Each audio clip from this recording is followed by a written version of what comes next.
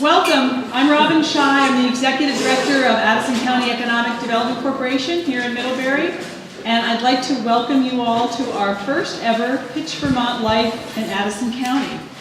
We are very excited.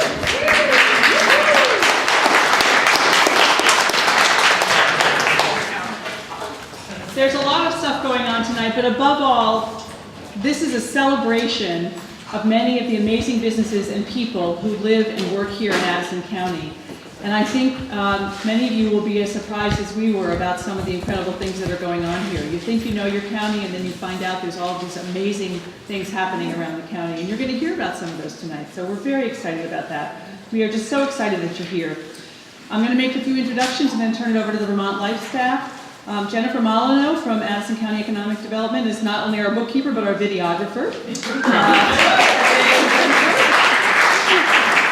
So she is filming this for MCTV, Middlebury Community Television, and it'll be up on the website probably sometime next week, and we will send a link to all the presenters, so you'll get that. The folks from Vermont Life will also get a copy of it, which will help them down the road. So we're excited about that. I also want to thank Sass Stewart and Sivan. There's Sivan and Sass from Stonecutter. Thank you so much.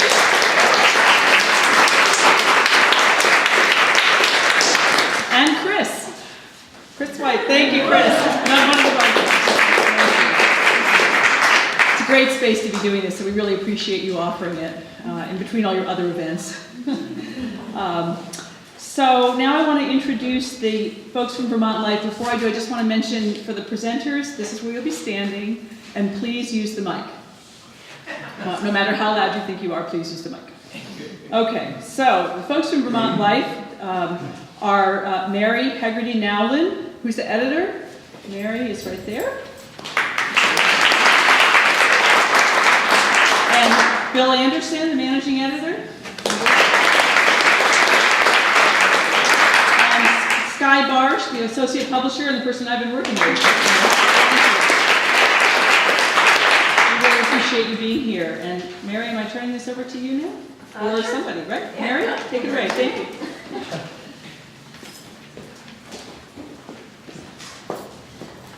Hello, everybody. Thank you so much for coming. It's really exciting to see all of you here. We have done these presentations, these Vermont Life Pitch Nights now, let's see, I'm looking 7 times. This will be our 7th time all throughout the state. And it's been fantastic for us as a way to get to hear about small businesses and hear about people's ideas and what they're doing. And I can assure you that we do end up using the stories that we hear tonight. It's been a very, very profitable, for lack of a better way, thing for us to do, to have people come in and meet them. And I have to say that I've never had more fun than I'm having tonight, because I've already had a few sips of a cocktail. So this is like, yeah.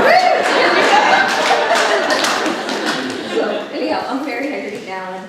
My staff here, I gotta step back here.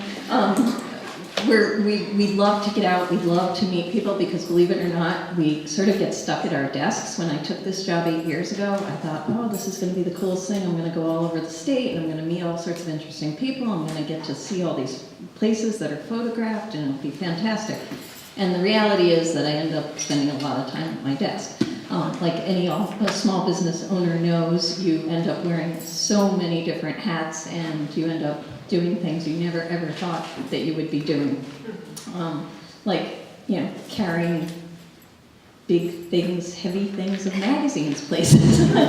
So anyway, but we're very happy to be here. I'm just going to give you a little bit of background of the magazine.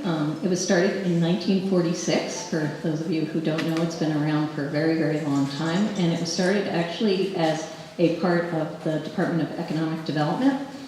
People often associate it just with tourism in the state, but it was originally started as part of economic development.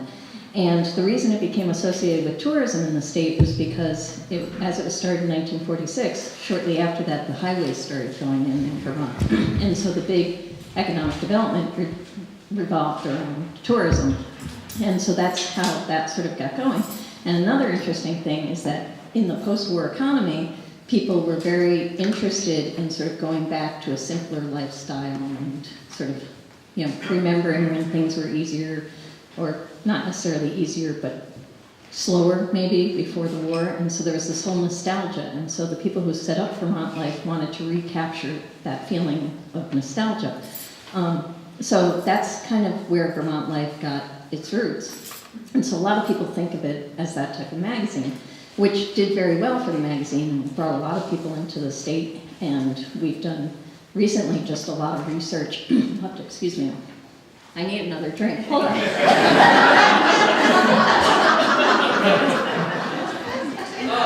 is gonna be fun. We're gonna have a good time tonight.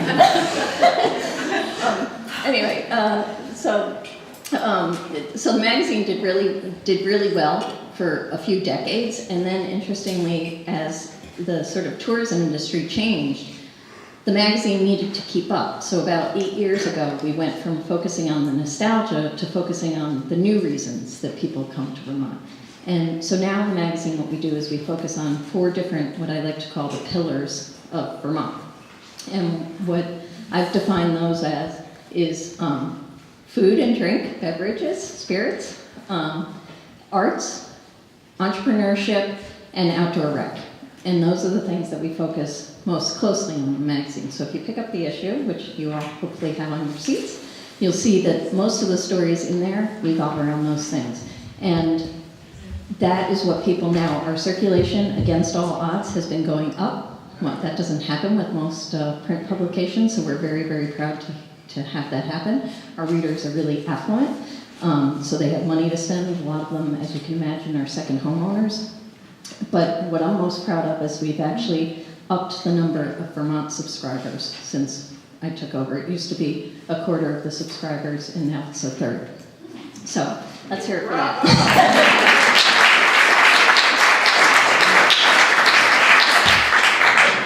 So let's see, what else did I want to talk about when I'm up here, besides how much I enjoy spirits? So thank you, really. Thank you to Sass and Saban and Chris for that wonderfully made cocktail. That was really very helpful.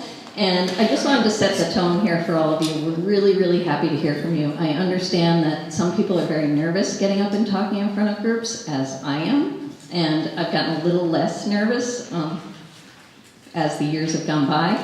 But if you're nervous, really don't sweat it. We're very, very approachable, nice people. And we just want to hear your wonderful stories of what you're doing. You're welcome. If you forget to say something in your presentation, come grab us after. Shoot us an email. We're always happy to talk to people. So really, this should be fun, especially and if you're not having fun, go have another drink. All right. So thank you very much. And let's see so Sky Barsh here, I have to thank particularly for setting this whole thing up. She's our associate publisher, and she does the work of like 10 people. And she set up this whole event tonight, so special kudos to Sky.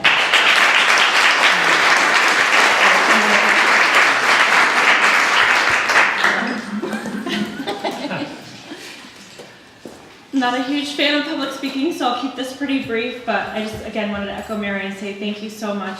Thank you so much to Robin and Jennifer. We've worked with a lot of different communities to put these on before, and they've all been wonderful, but you guys have an amazing economic development program here, because putting on the practice pitch nights, and there's a lot of behind the scenes work that these guys did that they definitely deserve. I just wanted to say one more thing. We also have the Commissioner of Economic Development here, who I should have mentioned before, and she's going to kill me because of Joan Goldstein back there. Hi, I'm Lillian Kennedy, co-owner of Kennedy Brothers. Our building was originally a creamery where farmers brought their milk to get to the milk train. By 1960, it was empty and falling apart. My father and uncle bought it and relocated their business. They turned it into a destination stop for tourists and locals alike. You could watch woodenware being manufactured or visit Vermont's largest gift store. Next. 4 years ago, that same building was again run down and for sale. My husband and I bought it, keeping it in the family.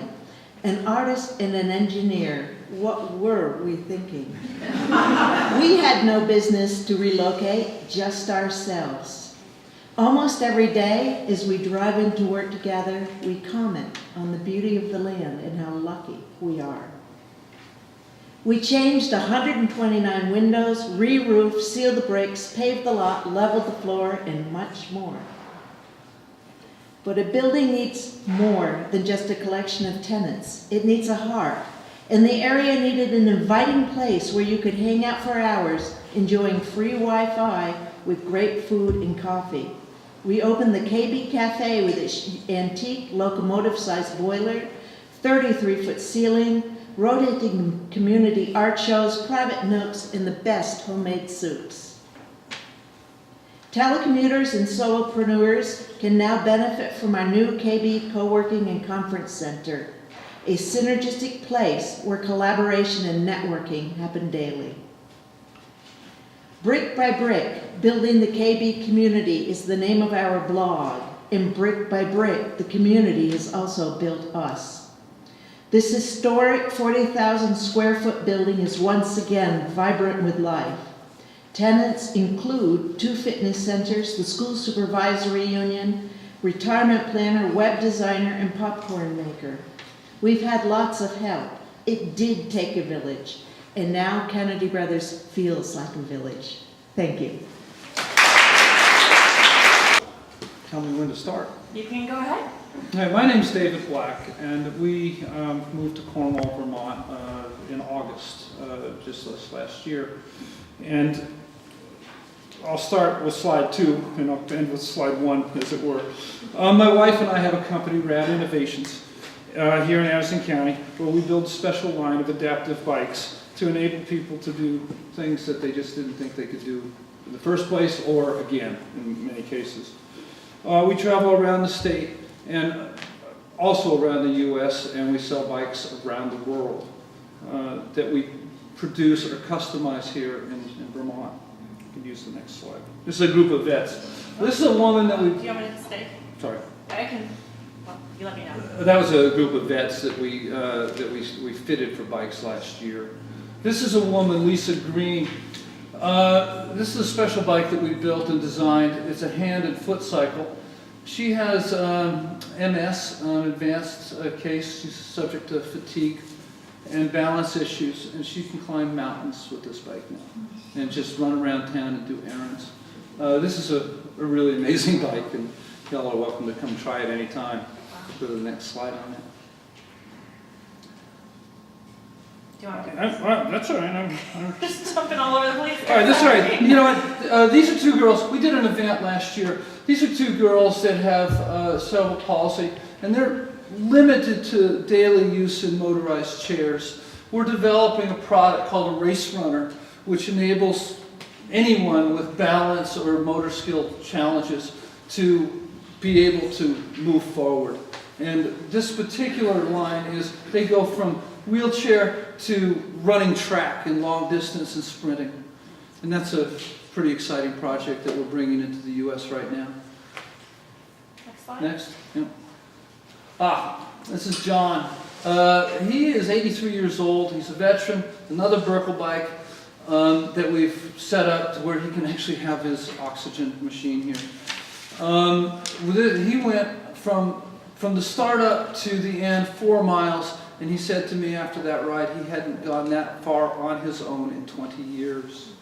So we're enabling people with the products that we design and customize to fit these people, solutions to go and be part of a group or by themselves. Let's go to the next one. This is our home in Vermont, and my number 1 slide here. Anyhow, this is a farm right outside of Cornwall. We're repurposing this farm. We love it. We do have farming activities. We're setting this up to be ADA compliant so that we can invite people that come to try bikes and can wait to have the bikes fitted or built, but also kind of participate in what we do in our farming activities, which kind of is a win-win deal because we can live here, we can live our quality of life. And one of the things that I told Robin when I was practicing this presentation was the idea of living in Vermont is I can be away from I could be in my own space, but I'm within 5 hours of 65 million people. I'm within 10 hours of over 100 million people. I can do that in my little Sprinter van and deliver bikes and do the show and tell, and people want to come here. So that's one of the reasons, and the primary reason that I'm back here in Vermont. Thank you.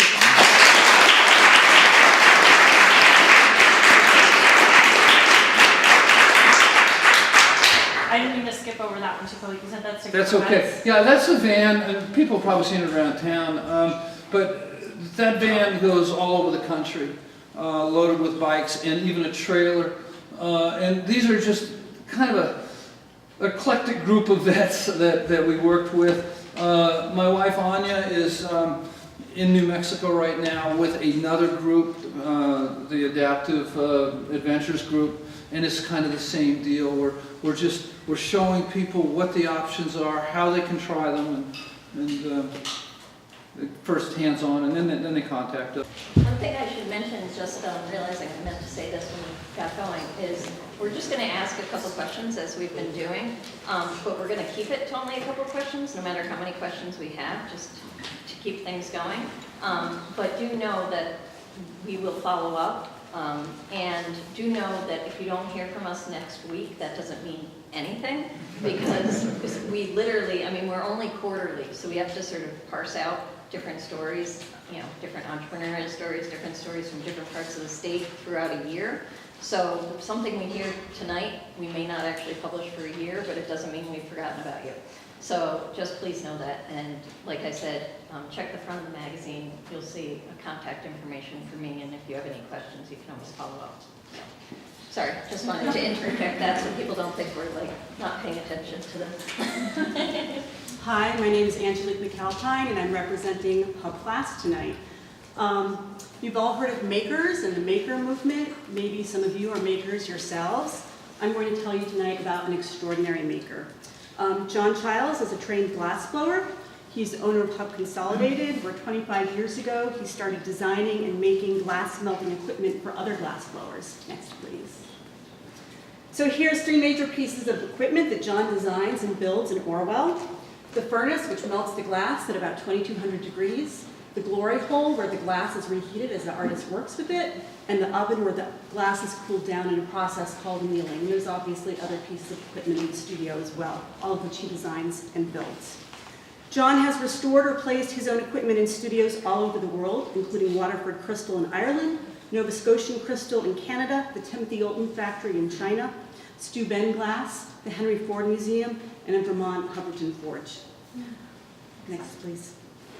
It takes a lifetime of accumulated knowledge, the heart of an artist, and the brain of an engineer to design the equipment. It also takes a broad skill set of a maker to actually create it. He uses woodworking, masonry, welding, pneumatics, electronics, circuitry, metal machining, and pipe fitting. And as you can see here, he's also a master glassblower. He creates all of these pieces, start to finish, using the equipment that he designed and made. Next, please. He's considered a go-to person for lighting designers and historic preservationists because he can make the really unique, additionally required pieces of equipment to recreate restoration glass. Next, please. Here's John as part of the team installing preservation glass panels at the peak of the Capitol building. This just happened in January, where the Capitol is undergoing an entire restoration project. Next. In the upper left, you can see this is a mobile glass studio. John designed and built this one-of-a-kind mobile glass studio. We call it the Rover. It's been at Grand Point North, the Shelburne Museum, and it has a summer home at the Lake Champlain Maritime Museum, where we use it as an outdoor make-your-own glass studio. John is inspiring and challenging our next generation of makers. He opens up his own world-class glass studio to adults and kids as young as 7 years old in Orwell to experience the unique thrill of making with hot glass. And you can see that that young man is having his experience wearing a GoPro the whole time.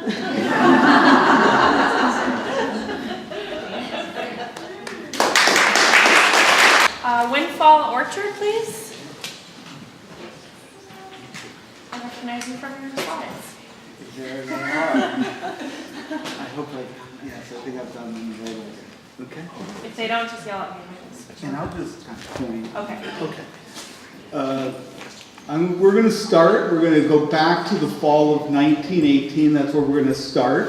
It's the end of World War I, and it's also the end of the Woodrow Wilson administration. The economy is doing really well. Women are earning the right to vote across the country. The Boston Red Sox won the World Series, and very few people knew. Probably no one knew it would be 86 more years since they win again. So people in New England and people around the country are celebrating. One of the things that they're celebrating with is hard cider. Hard cider is, at that time, the most consumed, the most popular alcoholic beverage in the country. But just a few short months later, as winter's settling in, the ratification of the 18th Amendment, which outlaws alcohol, is being certified. Boo, hiss, boo, hiss. So basically, what happens is, because of Prohibition, apple trees across the country are getting cut down, except at Windfall Orchard. The oldest living trees at our orchard today, still living, were planted at this time in 1918. My name is Brad Kaler. I'm the owner of Windfall Orchard. This is Windfall Orchard. We are a family-run 3-acre orchard overlooking the Green Mountains. We grow over 100 varieties of apples, as well as pears, plums, and cherries. And we focus on growing heirloom varieties, many of which have been lost or are disappearing. So at the orchard, as we reflect on our past and we think about our past, that helps us inform us and use it as we use it as a guide to look to the future and what our future is. Through a working lands grant that we received a couple years ago, we were able to upgrade our cider facility. And what that allowed us to do is bring back the custom from that time that I was talking about, of people being able to bring apples to an orchard and have them pressed. So we brought that tradition back as well. This equipment has allowed us to increase our own production of hard cider. We do a traditional dry English-style hard cider, and as you may know, cider is becoming very popular, and this press has allowed us to help keep up with that demand. Perhaps the thing I'm most excited about is a multi-year project that we're working on. And essentially what we're doing is repurposing our old Macintosh trees. Many of them were planted around the time of World War II in the 1940s. And commonly what happens with these trees, if you've seen around the county, they get cut down, they get ripped out, and they get replanted. But these trees have a lot of useful life left in them. And so rather than cut them down, through a process of scaffold grafting, we're able to repurpose those trees and give them a new life, bearing cider fruit. And so within 3 years of our grafting, we can start producing the new fruit. So it allows us to both save the trees, as well as preserve cider varieties that are quickly being lost. So what we'd like to say at Windfall Orchard is Windfall Orchard is where the past, the present, and the future of apples comes together. Thank you.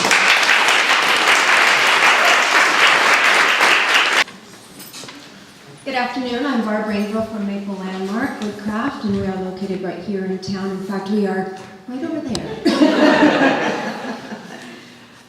So Maple Landmark was founded in 1979 by my brother Mike. We are a 4-generation company, and we are a 7-generation family. We have lived in Lincoln since the early 1700s as part of my mom's family helped found the town of Lincoln. So we started in 1979 in Lincoln. My brother was told by my mother, as many mothers tell their teenage children, you need to find something to do. So from his little adventures in 1979 to now, we've grown to 40 employees and over 1,000 different gift products. So this is our family. Fletcher Brown who is my mom's dad. He's passed away now. But Fletcher and Hattie is at the top of the pyramid there. Hattie is still with us. We're carpenters, as were my dad's parents, and they built whatever they needed. Truly engineers. If Grandpa lived at a different time, he certainly would have been an engineer. Whatever we needed to have, you didn't run to the Home Depot and buy it, you made it. And so that idea of construction and ownership of things really runs deep. It's a very deep-rooted feeling in our family. So when Mom said you needed to find something to do, then it was something with wood, for sure. And so Grandpa passed away in 2001, but he was really the helper to get Mike started, and Mike would often go to Grandpa and ask him for some advice in doing things. But now, many years later, Grandma still works at the shop. She comes down every day, and she's 96. She'll be 97 next month. So she definitely has her hands in it, and she's keeping us out of trouble. My mom, who had previous jobs as a teacher and a storekeeper and things like that, works at the shop, as well as myself, my sister-in-law, Mike's wife, and the two boys, Adam and Andrew, are actually at the shop. Adam is full-time now, and Andrew is still finishing his college, so we have him during the summer. So one of the things that really is true for us as the family, early on we did maple syrup, and the family still does, so we understood the value of wood, the value of the responsible care for our environment. So when we go to find product, which we do source mostly local, we look for folks that are sustainably practicing harvesting and things like that, where they hire a forester to come in, and you may have a 10-acre lot, hire a forester to come in and help you select the trees that you're going to cut. So that's really, really important to us, because we've lived here all our lives. Vermont, I mean, trees are definitely an important part of being in Vermont. Okay, go ahead. So with all of our different things, part of being able to stay in business for 37 years is we have been able to blend the classic use of materials with technology. We have routers, we have lasers, we have printers, we have all sorts of things. So even though we are not handmade, we certainly are definitely an heirloom product.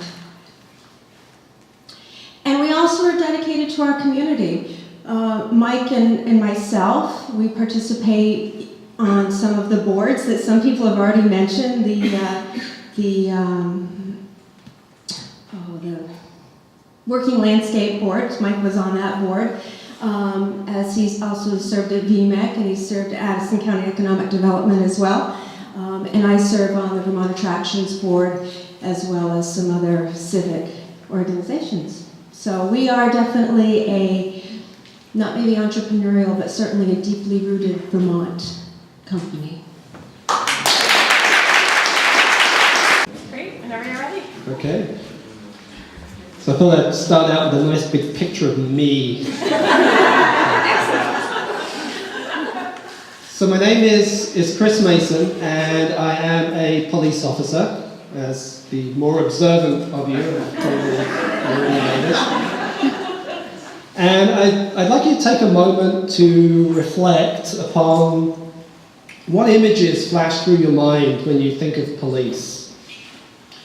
And I imagine some of those images are of violence, possibly brutality. Such associations are hard to resist. And if not violence, then probably gluttony, indolence maybe, possibly corruption. So there are plenty of examples that can be found to reinforce these stereotypes. But I would like to offer a story that presents a different approach to policing.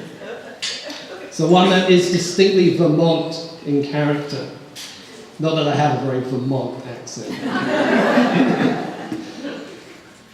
So a little bit of personal background. I used to live on a hippie commune, and many people are surprised by that apparent contradiction.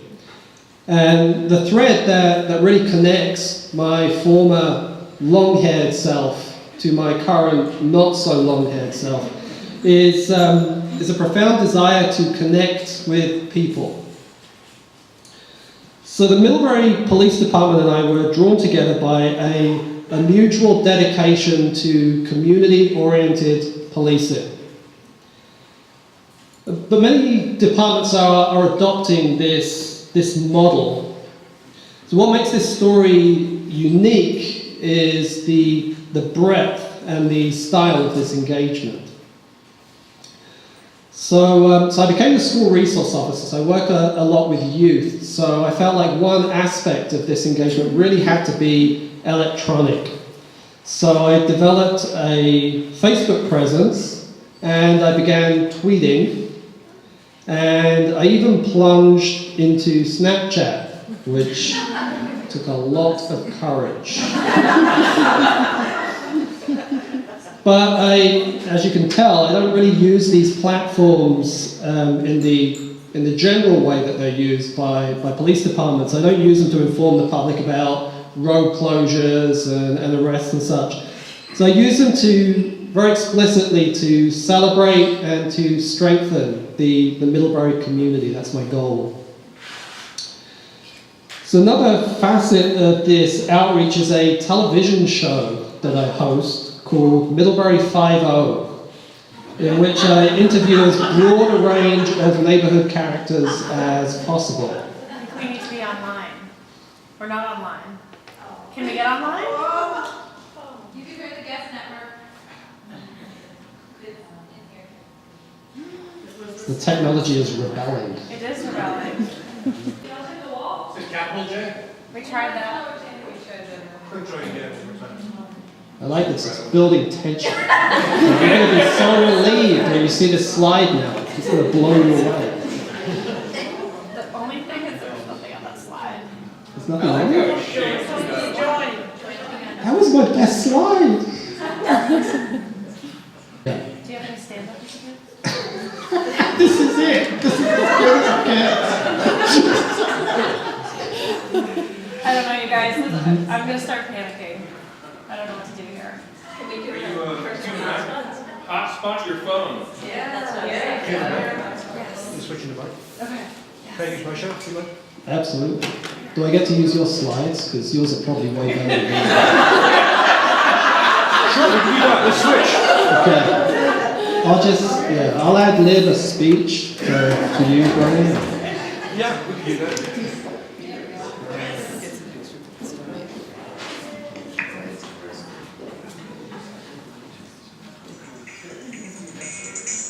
Oh, you're bringing up the show. That's okay.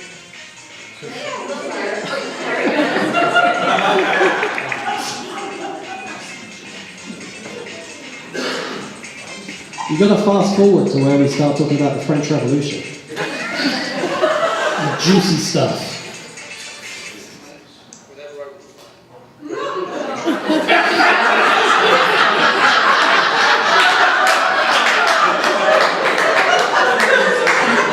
This is starting to get very meta.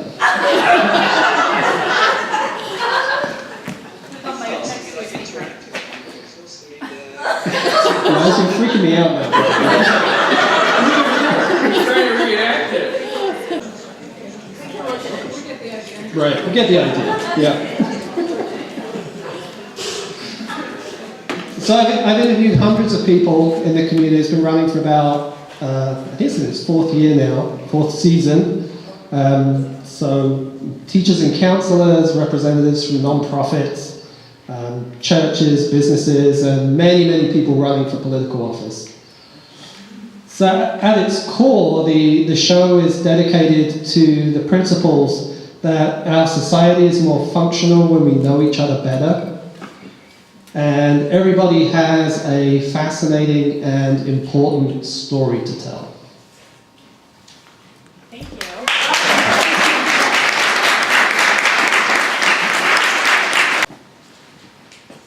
should have just stayed up here. Good evening. This slide is the question I want to begin with. What happens when a pair of homesteaders decide to open a digital business in Vermont? Next slide. So in 2002, my family moved to Addison County. That was so that I could start a job working for a nonprofit. This nonprofit based in Middlebury worked with about 200 small colleges and universities. We helped them grapple with the challenges of digital revolution, kind of like what we're doing right now. At the same time, my wife and I were able to realize a dream. We were able to buy a house on the Ripton-Lincoln frontier and homestead. We were able to try and get as far off the grid as we could.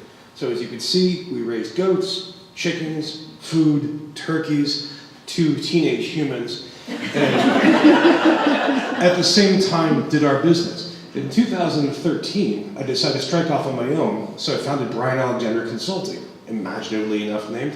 And the idea was that instead of working with just a couple of hundred colleges and universities, I could work with colleges and universities across the US. And since then, next slide please. Nailed it. We've been doing just that. We've been working with colleges, universities, organizations, state governments, libraries in 40-odd states, helping them with consulting, helping them with workshops, facilitation. I give public speeches, as you can probably tell right now. We also get to do a lot of online work, publishing newsletters, publishing reports, publishing books. And this has been a big success. In fact, it's spilled out beyond the borders of the US. I have clients now, including the Ministry of Education for the country of Malta, clients in Finland, clients in Britain, clients in Australia, and again, throughout the United States. At the same time, you anticipate this so well, this is great. My wife, who is right there trying to hide, but now cannot, my wife, Karedwin, managed to help bridge the local and this transnational by working in the EMS world. She's an emergency services person, so she's flipped the classroom when you train emergency services technicians, which has been enormously successful. She's really helped pass rates and educational outcomes. So we've been able to try and blend these two. In fact, meanwhile, on the side, I'm very active in several local school boards and in the local community. Next slide, please. So what makes this possible? What makes this combination of half off-the-grid lifestyle with international technology-based business? The crux is really the local digital infrastructure for Vermont. We can just about do this from home. Our broadband connection from Fairpoint is just about fast enough to let us do some basic stuff. Every week, I do an open video conference, which I record and put to YouTube, and I can't really do it. I have to go down to Middlebury, I have to go to the Ilsley Library, and over at College Library to get it done. I can have people come in to my house, that's me in my study on CNBC, being interviewed, and that works. Meanwhile, when I go across the state of Vermont, how many of you are AT&T customers? Oh, you see the enthusiasm there, right? So what, about half the state we have coverage, right? Which is very different from Verizon, which has about 51% of the state. Next slide. So how do we do this? How do we have one foot in the 21st century and one foot in the 19th century? And the answer is, it's as easy as can be. It feels just right. I'll download a few podcasts about higher education administration and the challenges caused by mobile computing and go out and weed or build a stone wall. And it feels like putting on bifocals. Those 2 centuries just overlap and switch very, very nicely. This balance feels to me like an appropriate and sane way to go forward in the 21st century, and also a good way to be in Vermont. Thank you.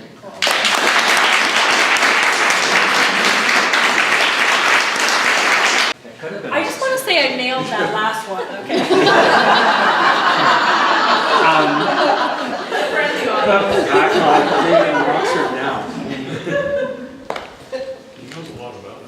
Yeah. Okay, this is a merry-go-round I originally built for my children. I'm a sculptor, so I carved all the pieces and made the building and go up and down and around. And next picture, in Cornwall. And this is my house and garden in the spring when the wisteria's blooming. Rather than focus on my art, I'm sort of focusing on the whole surroundings. And then if you're interested, you can pick up a rack card. They're gone. Oh, no, they're gone. Or check the website for more specifics of the art. Next. And this is inside my house, some of my large carved sculptures. In the distance, pond, fields, Adirondacks, orchard. Next, and this is just a fairly simple illustrated painting combined with collage, but it seemed like sort of a Vermont life image, so I threw it in. And then these next two, first one is a different project, a children's book that I wrote, and these are my illustrations. Story of a nonverbal relationship of an autistic boy with his horse. And final slide, which evolves into kind of a fantasy tale. If you need who are publishers, I'm looking for one. I guess just in conclusion, but why I'm here or what makes why in Vermont, it's somewhere where I can live in a beautiful place, build my own house, and pretty much do what I want without very much interruption, and at the same time provided very good schools for my kids and provides very good social services for a special needs son of mine. So I guess that's my spiel.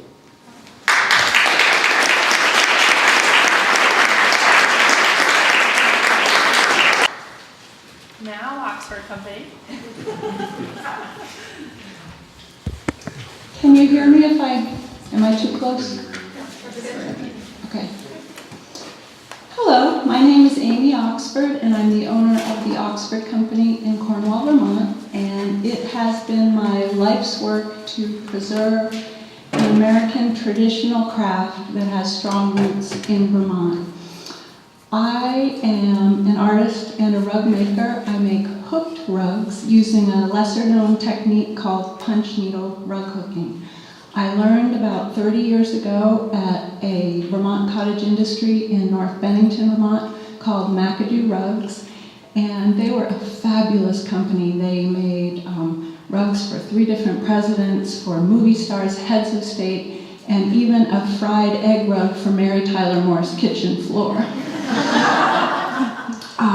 McAdoo was asked to teach a class at the Vermont State Craft Center at Frog Hollow here in Middlebury, and no one wanted to go, least of all me, but I lived closer than anyone else, so I was nominated.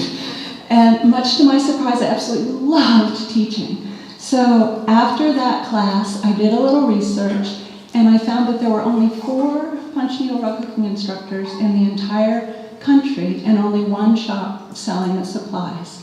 So I mustered up my courage and branched out on my own. And I really wanted to try and preserve this dying art that meant so much to me, that I loved so much. So I did several things. The first thing I did was write a book, because there was no how-to book on the craft at all, and I thought, if we're going to preserve it, we should do a good job and use good techniques. So I did that. And then I invented a new ergonomically designed punch needle to make the craft more user-friendly, which we now sell all over the world. And we make them in my studio in Cornwall. And I started a teacher certification program, and we now have over 100 certified Oxford instructors in the United States, Canada, and Great Britain. I traveled to teach as an itinerant rug hooking teacher for 27 years, and have taught thousands of people, but the exciting thing is they've taught their friends and they've taught their children, so it is no longer a dying art. It was always my dream when I got older to start my own school and stop schlepping all this stuff around. And about 3 years ago, I started feeling older. So I started my own rug hooking school called the Oxford Rug Hooking School in Cornwall, and it's just been thrilling. Because I teach this sort of niche, little-known craft, people have come from as far away as Australia, Britain, California. It's just wonderful, and they can stay right at the school. So Oh, in 2010, McAdoo Rugs closed, and I was able to purchase all of their patterns, over 2,000 patterns. And my first thought was, what have I done? But they're now all sorted alphabetically, and all the students at my school can trace a free pattern when they come, so they're carrying on this history. So this, to me, is what preserving the Vermont part of this craft looks like. Thank you.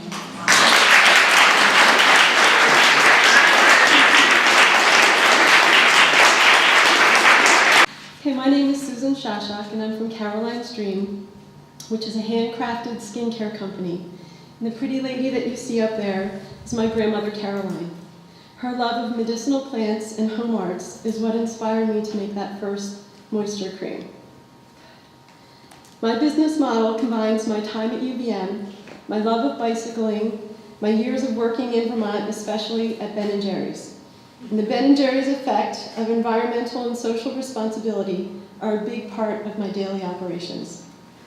From my carefully sourced packaging and ingredients, to my manufacturing practices, to this new company vehicle, which is called the Caroline's Cruiser, as well as engaging my community by partnering with other Vermonters who share my mission of health and wellness. Next one. I wanted to wait for the picture. I started Caroline's Dream because I couldn't find any chemical-free products that actually worked on my sensitive, acne-prone skin. So I mixed my love of science and my herbal training to create an effective and delightful-to-use line of products. As I grow my business from the hobby it was in 2001, I divide my time between online sales, my Vermont and Canadian accounts, and special events around Vermont. I also formulate and manufacture a private label line for a cooperative of Vermont emu farms. Oh, that's it. Sorry. That's okay. No. That's it, okay. Like, I did want to say that I'm really proud to honor the old ways of doing business in Vermont, but also seeking new ways of doing business in Vermont. Welcome to handcrafted skincare. Thank you. Hi everybody, thank you so much. My name is Sarah Spencer. I'm an award-winning internet marketer. I'm a radio broadcaster. I work with WOKO. You probably see the vehicle out there, mainly because we have a water pump going, and my boss said, we'd really like you back for your show tomorrow, so that's why I got the car out there. And I'm a fifth-generation Vermonter as well.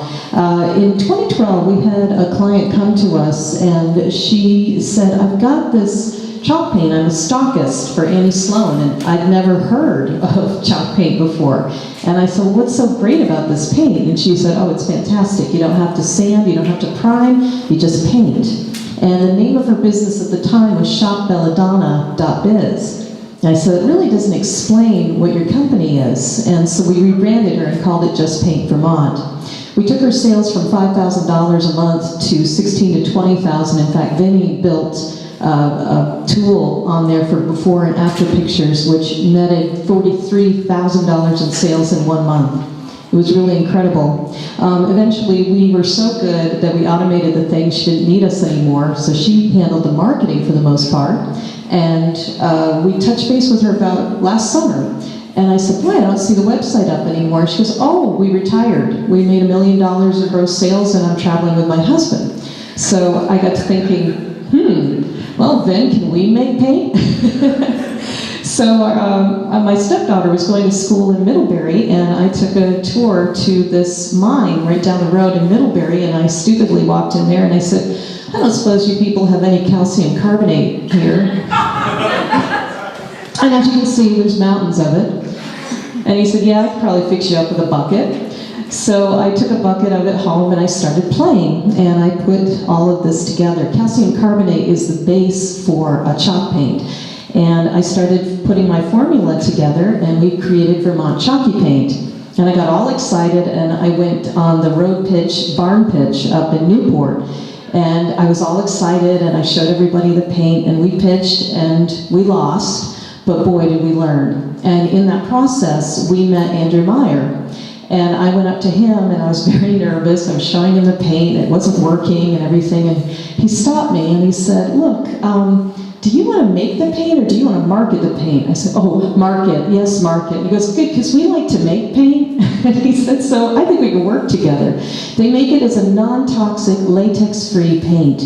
And the way that the adhesion happens is with whey, which is a byproduct of cheese. So it was just a perfect marriage for us. So we had the calcium carbonate mined in Middlebury, we had it manufactured in Hardwick, and marketing coming out of Charlotte. So it's truly a Vermont product, and we're really proud to present this paint to you. You can't hear it. So I'm going to talk over her, because that's what I do. And what we do is, I'm a painted furniture junkie. I love painted furniture. And that's our stepdaughter, actually. She's my stepdaughter. And she painted that with some of the chalk paint that we had. And this was part of our pitch, and this is the paint.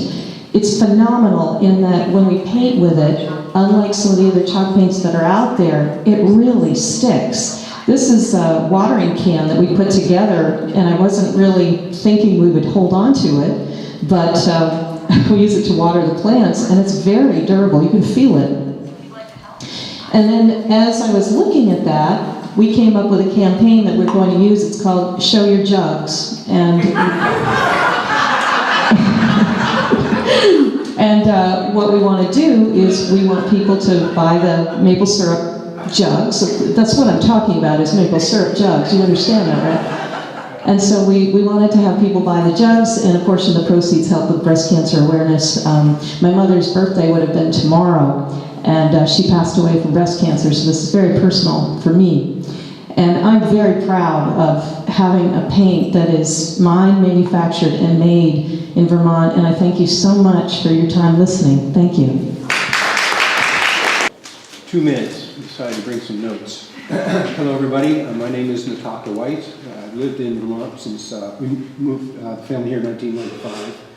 And it was in 2011 that my business partner, David McManus, and I launched Full Sun Company. Together we conceived the idea of a new food products brand and a company that could support the growth of diversified family farms in Vermont, but also in the region. And we really wanted to make great tasting oil. All the pictures that you'll see come from our operations. Next slide. The oil seeds that we use, like sunflowers and non-GMO canola, are starting to be grown nearby. And we also purchase seeds from other major oilseed producing regions to the west. It's important to realize that growing these oil crops here in Vermont is an entirely new thing. Still, Full Sun is in the process of contracting approximately 200 acres in Vermont this year, and that's roughly 30% of our non-GMO canola, and it'll be about 20% of our sunflower crop. And over the next 4 to 5 years, we'll reach 50% supply from Vermont and within 100 miles. Next slide. We are a non-GMO verified mill, the first of its kind in New England. We process approximately 3,000 pounds of seed per day, and we can produce 100 gallons of cold-pressed oil and about a ton of the co-product, which is a nutritious meal. And we're located here on Exchange Street, part of the burgeoning entrepreneur boulevard. I love eating it. It's great. Once the seeds arrive at our mill, they're processed into craft culinary oils. The oilseed meal that remains after oil pressing goes to feed local animals that are being raised for milk, meat, or eggs. All parts of these high-energy crops are utilized in our business. Nothing goes to waste. Next slide. Full Sun oils are always obtained from the first cold pressing of the seed, and they're unrefined, which gives them the distinction of being extra virgin seed oils. They retain the full flavor of the sun-ripened seed, as well as a rich golden color and a nice nutty aroma. Full Sun oils are heart healthy and best used in salad dressings or as a dipping or finishing oil, or when preparing sauces, rubs, and marinades. Full Sun's Vermont-made oils offer a great alternative to, or in addition to, imported olive oil in many recipes. And you're finding we can save local chefs money there, where they bring in our oils. Last slide. David and I take great pride in developing not just a new brand in Vermont, but being part of this food and agricultural system that not only are we growing the crops, or farmers are growing these crops for us, the same farmers will be growing rye, soybeans, barley, and other crops that are being used by distilleries, breweries, etc. It's very exciting for us to be at the ground floor right now in what we're seeing in this growth stage. And it's been wonderful meeting with farmers, chefs, and other entrepreneurs and learning with them along the way. Thank you. Hi, my name is Nancy Sunderland. Wearing one's baby on the body tied with cloth has been around for centuries and is common all over the world. Millennial parents in this country have brought the trend back in vogue as of late. I started baby wearing myself with the birth of my first daughter back in 1999 when I was stationed at Camp Pendleton, California. Baby wearing became an indispensable tool in my parenting toolkit. The slings made it beautiful. Wearing your baby is empowering. It allows you to multitask in or out of the home with ease. Additionally, bonding with the parent and the baby is fostered, and studies have even shown that babies cry up to 54% less when worn. As parents respond to babies' needs and cues repeatedly, trust is fostered and confidence in the wearer is reinforced. The move from woven wraps to ring slings made perfect sense for our company. It takes less fabric to produce a ring sling, and we're able to reach a much bigger demographic because there's a lower price point and a much shorter learning curve. As a small business owner, being socially responsible and eco-conscious has always been important to me. So we only use American textile mills to weave our fabric, and we contract with a family-owned cut and sew facility in New England. Our yarns are made from such innovative materials as recycled plastic bottles in Reprieve, eucalyptus fiber in Tencel, and even post-consumer upcycled fabric clippings. We send each sling out with a little piece of Vermont in the form of a Vermont maple candy. Parents love baby wearing. So the company was founded in 2013, and at the time we were the second only 100% manufactured in the US baby wrap company rather. I'm a United States Marine Corps veteran, a UVM graduate, and a mother of 5. Vanessa's my third daughter. So we have kids all the way from high school to preschool. Okay, so now we can go to the last one, please. Okay. So our slings appeal to the roughly 10.8 million millennial households today with children because it allows them to be practical, fashionable, and lovingly involved parents. Thank you.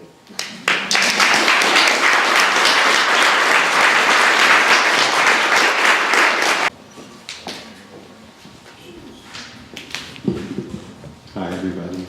My name is David Lipkin. I'm the co-founder of School Hack Solutions with my wife, Josie Jordan, who's here in the audience. It has been great to hear everybody's stories, pursuing interests and passions, unique talents. And our question is, what would an educational system look like if it was built around the unique interests and passions of our students? It would be called personalized learning, and policymakers in Vermont and actually around the country are encouraging schools to answer that question. What would education look like if it was profoundly influenced by the unique goals and interests of students?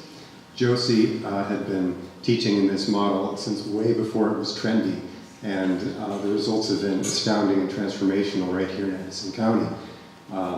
My background as a mental health clinician working with youth and families as well led me and Josie to put our minds together and imagine if we could move the country's discussion of education reform forward. So we built a software platform called Lift, and we've assembled a team of leading Vermont policymakers and educators to team up with Vermont software engineers to show the world what truly personalized learning could look like, not only for students and schools, but for families, local communities, and local economies.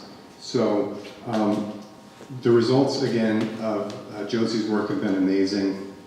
The students have done things like refurbished old farm machinery and formed businesses for maple sugar, and we made $14,000 while getting school credit for science and English along the way. They've become blacksmiths to study science credit, gain their science credit, and become teachers in the field. We've had students who have become certified EMTs at the tender age of 17 and taken jobs in that field. So learning is accelerated, it's meaningful, it's relevant, and we've built a software platform called Lift to support that model going forward. So School Hacks, next slide please. Lift technology helps students and teachers make sure that all learning counts for graduation credit, no matter if it happens in the school, in the classroom, or outside in students' personal lives, or any other place for that matter. And what that does is it opens the door for deeper relationships between students and their local communities, and provides kids with countless opportunities to gain those really important real-world skills that are critical for their future success. Next slide, please. There's those real-world opportunities. And the next slide. So the business community has also taken note of the potential of personalized learning. When School Hack applied for a Windham County Economic Development loan, they noted that done right, personalized learning can prepare students for higher paying jobs, bring students right into the workforce and where the region really needs those skills, stimulate entrepreneurial activity, and drive economic development. So Lift in our work with School Hack is meeting many Vermont needs. Next slide, please. Relevant real-world learning, student voice and choice, innovative education and policy and technology, economic development, and education touches every aspect of our lives. So it's made in Vermont. We're pleased to be at the leading edge of the transformation that's happening in education all across the country.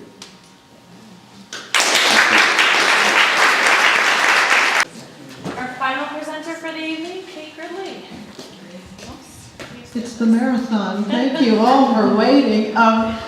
Listen, I knew I loved living where I live, but after hearing all the presentations tonight, I am so excited with what I've heard. It's really, really cool.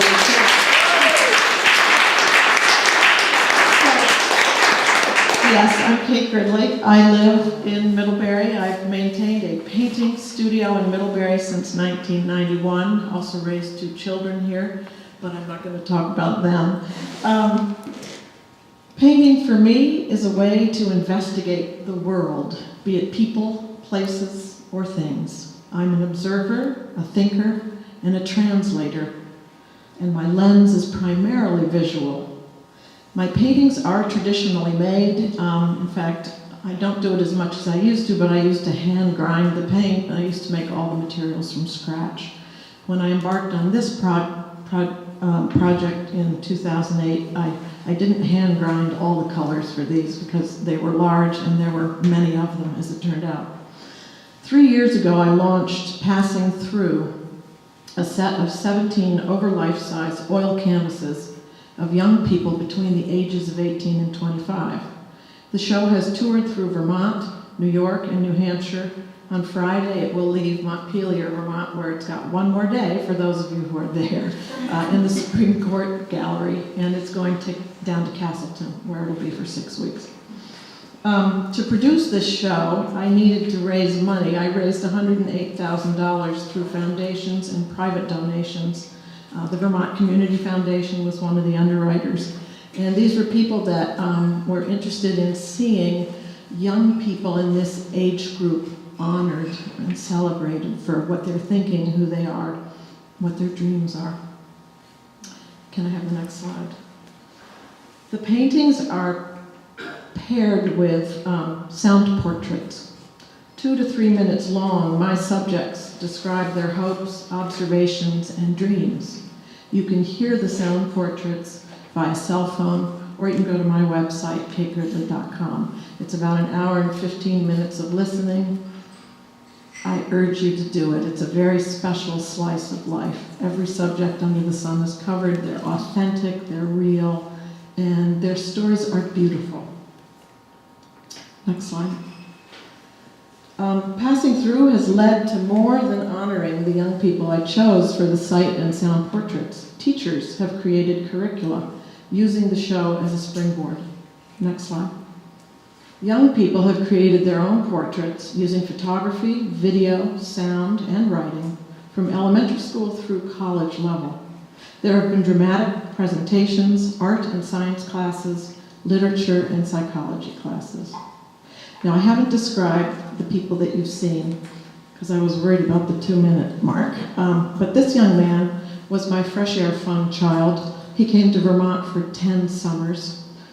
He's a member of our family. I think of him as our New York son.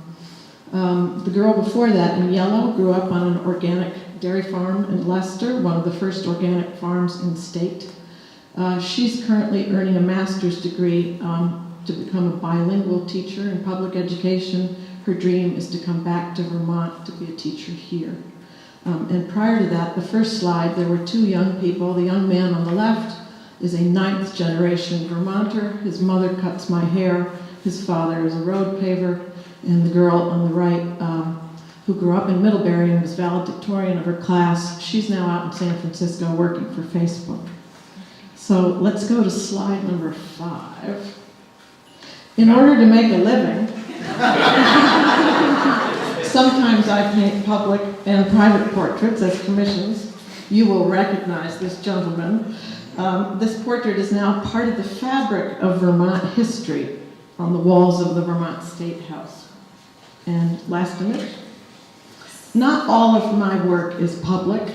I am now working on a series of trompe-l'oeil paintings that explore how, oops, that's not Those are all the slides I had. There's a 6th slide. That's the 5th. Oh!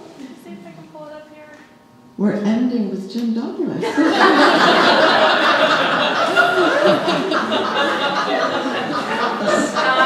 can dance.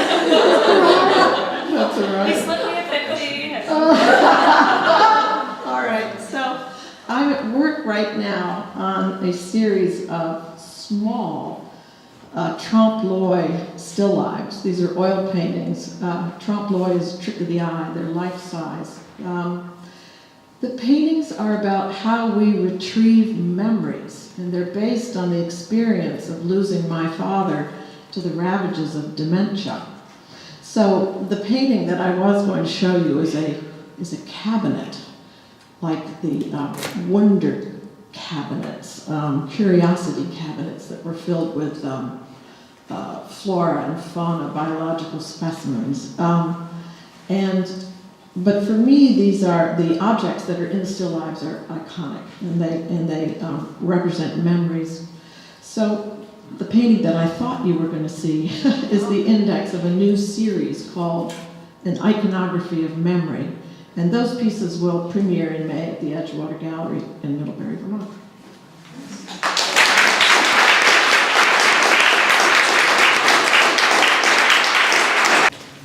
I just want to thank everybody for coming tonight.